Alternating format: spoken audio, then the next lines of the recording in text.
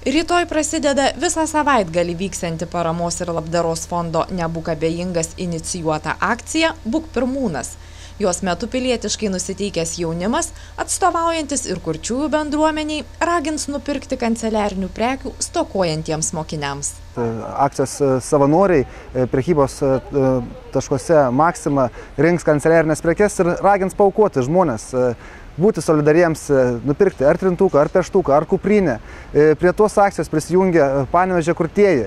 Jie negali kalbėti, bet jie savo šypsenom, savo gerais užmačiais stengsis rodyti iniciatyvą, kad jie nėra vien tik tai paramos gavėjai, bet jie gali būti ir padėjėjai. Taigi bus ant jų maikučių parašyta, aš negaliu girdėti, bet aš galiu kalbėti. Akcija globojantis paramos ir labdaros fondo vadovas sako, jog šeimos, kurioms bus dovanojamos geros valios žmonių nupirktos mokyklinės prekės, pasirenkamos nestichiškai, bet paisant socialinių darbuotojų rekomendacijų.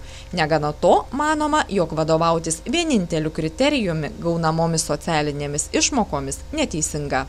Panevėžio būtent rajone yra 2015 tų vaikų, kurie gaus tas socialinės išmokas, tai kuriuom vienam šeimos nariai neviršyje pajamos 525 litai. Tai jie gauna mokinių krepšėlį vadinamą 156 litus. Bet tarkim, ta riba yra tokia labai siaura ir plonytė, kur gauna ir kur negauna. Tai mes pasistengiam būtent tos akcentuoti, kad galbūt kurie negauna tos pašalpos, bet tikrai jiems yra tas poreikis.